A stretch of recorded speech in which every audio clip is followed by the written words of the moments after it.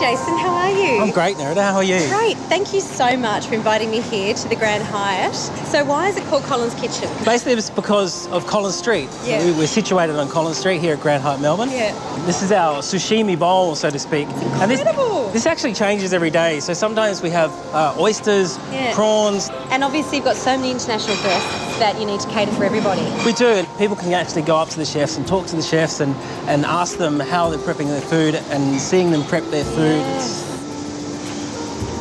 This is our deli section here. We have some lovely smoked salmon, and it's hand sliced with all the usual trappings, yes. Yeah. Then we have a niswa salad. This is a prawn niswa. Beautiful. Sometimes we do tuna, sometimes we do salmon, but we just change it up all the time. Beautiful. A Caesar salad and a Greek salad. So and this you really is just build it yourself? It is. This is more of a build-it-yourself station. This is the biggest block of beautiful looking... Is it parmesan? It's parmesan, yes. Guests actually come up and they actually shave it themselves, grate it themselves. Fabulous. And I think it's the best way because it stays nice.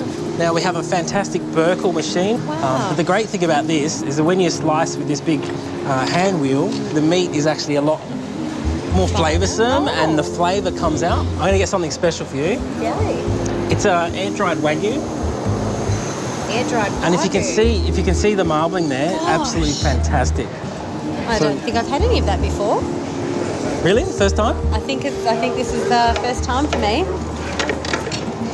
Gosh, it gets it absolutely paper thin, doesn't it? It does, and that's the real key when you're slicing meats like this. It has to be really, really thin.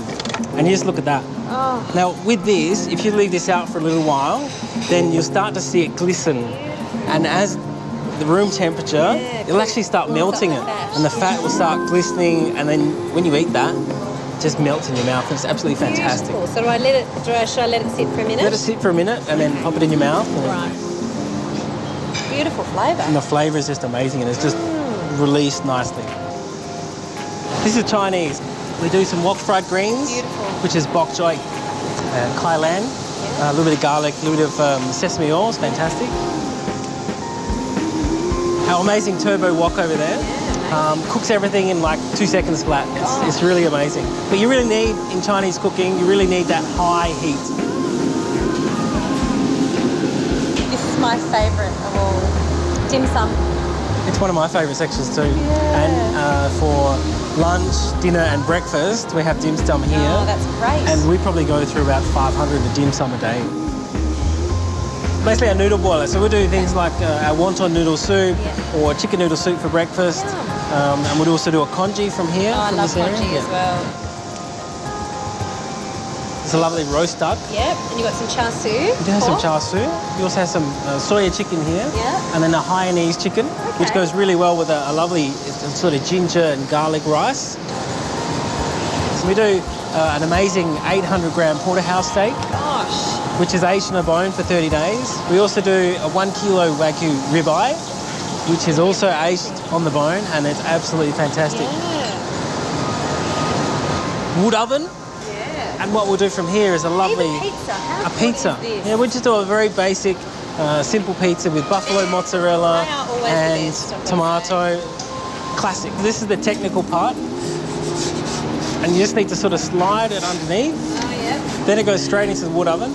Wood oven is very temperamental. Yeah. You have different hot spots in the oven, so you want to pick a spot which is just warm enough and not too hot to burn it, and not too cold. Do you find where that is? Just trial and error. Well, it's experience, and it's knowing your wood oven. Yeah, right. You know that there's one thing missing. As always, you always have to keep a small pocket inside the stomach, and it's a secret pocket. Yeah. A lovely date bread and butter pudding. Oh my gosh, which is fantastic. It's beautiful. Then we have a rhubarb and apple crumble, which is the absolutely perfect time to have rhubarb crumble. It's a lovely pear financier tart. Pistachio cake, pistachio and strawberry mousse cake. Yum. We do a lot of gluten-free things as well. Okay. It's great. We do a lovely flourless chocolate cake. Gosh. Then we have some lovely sweet tea cakes. They are just too pretty to eat, for sure. And there's some fantastic flavours here. We have a green tea, banana, hazelnut, pistachio. Apple cinnamon. Apple and cinnamon. Well done. Thank you for that one. Blueberry and carrot cake. Yum. It's called carrot tea cake. It's fantastic. Are just gorgeous. And this They're is pretty what cute, aren't they? My children would go crazy about, the ice cream. gelato? We have a lovely supplier that actually makes these ice creams for us. Right. They source all the produce from around that area, Right. and they get all the milk from there, and it's fantastic. Really nice ice So cream. what are some of the flavours? Can you We have remember? saffron. Yeah, We have okay. chocolate, vanilla, and all the basic ones. Yeah. Then we also have a hazelnut. Okay. Then we have a rhubarb. It's just perfect because there's literally something that everybody can have. Look, we love cooking for people, and we love having people here. Yeah. And it's great to talk to people in a live, open kitchen. And Thank you for the wonderful tour. my pleasure. Enjoy.